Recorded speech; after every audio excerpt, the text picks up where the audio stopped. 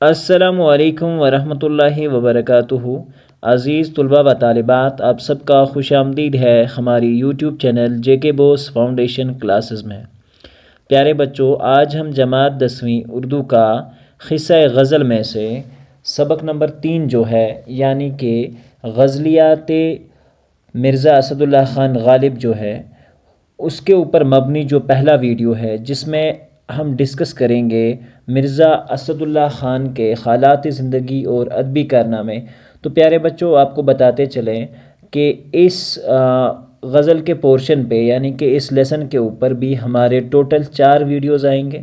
پہلے ویڈیو میں مرزا اسد اللہ خان غالب کے حالات زندگی، اور اس کے بعد غزل نمبر 1 کی تشریح کے اوپر ایک ویڈیو آئے گا، اس کے بعد غزل نمبر 2 کی تشریح پہ اوپر ایک ویڈیو آئے گا، اور اس کے بعد آخری جو ویڈیو آئے گا اس ویڈیو میں ہم ڈسکس کریں گے اس غزل کے جو درسی سوالات اور جوابات ہیں۔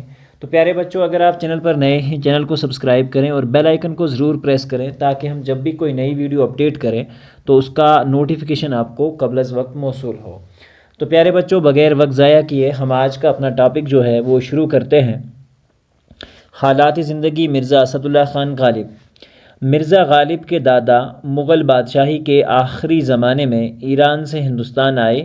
ان کے خاندان کو ملک میں مناسب مرتبہ ملا، ایک اچھی عزت دی گئی یہاں پر۔ شہنشاہ سخن مرزا غالب کا اصلی نام اسد اللہ بیگ خان تھا۔ ان کا جو اصلی نام تھا وہ اسد اللہ خان غالب تھا۔ آپ کا تخلص پہلے اسد تھا، پھر مکمل طور پر غالب رکھ لیا۔ پہلے وہ اپنی جو صنفی خدمات تھی ان میں اپنا جو تخلص استعمال کرتے تھے وہ اسد کرتے تھے، بعد میں مکمل طور پر غالب رکھ لیا۔ باپ کا نام عبداللہ بیگ تھا۔ آپ کی پیدائش آگرہ میں 27 دسمبر 1797 عیسوی کو ہوئی۔ ابھی صرف 5 سال کے ہوئے تھے کہ والد ایک معرکہ میں مارے گئے، یعنی کہ ایک لڑائی کے دوران ان کے والد کا انتقال ہو جاتا ہے۔ چچا نصر اللہ بیگ نے کفالت کی ذمہ داری سنبھالی، یعنی کہ مرزا اسد اللہ خان غالب کو اس کے بعد پالا پوسا۔ 8 برس کے ہوئے تھے چچا بھی اللہ کو پیارے ہو گئے، اور جب وہ 8 برس کے ہوئے تو چچا بھی اللہ کو پیارے ہو گئے۔ 13 سال کی عمر میں، یعنی 1810 عیسوی میں آپ کی شادی امراؤ بیگم سے طے ہو پائی۔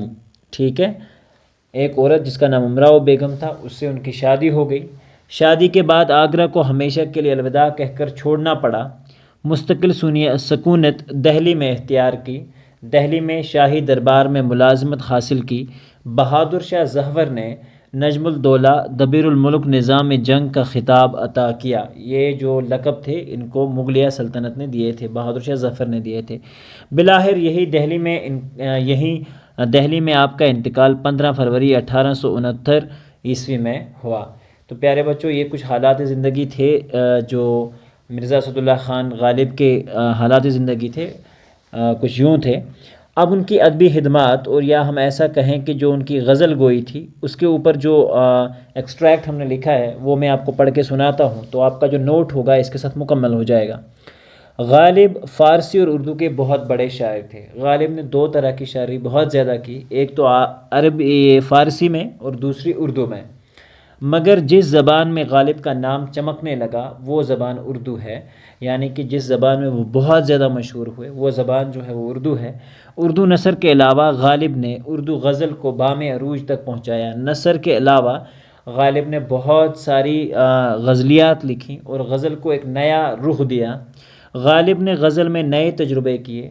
غزل میں استفہام آپ ہی کی دین ہے، ایک نئے طریقے سے غزل کا جو قافیہ بنانے کا طریقہ ہے وہ دیا۔ آپ کے کلام میں مضامین کی ندرت، خیال کی بلندی، فلسفہ، اخلاقی انسان دوستی کا سبق جا بجا ملتا ہے۔ آپ کے جو مضامین تھے ان میں ایک جسے ہم بولیں گے خیال کی بلندی، ایک بلند اعلیٰ سوچ وہ انہوں نے ظاہر کی۔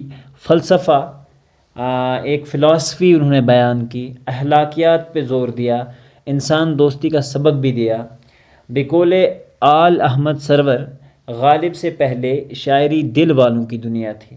غالب نے اسے نیا ذہن دیا، غالب کی تصانیف میں اردو معلیٰ، عوض ہندی، قاطع برہان وغیرہ قابل ذکر ہیں۔ تو یہ ان کے کچھ ادبی خدمات تھے جو ہم نے ڈسکس کیے۔ تو پیارے بچوں، امید کرتے ہیں کہ آپ کو آج کا ہمارا ویڈیو پسند آیا ہوگا۔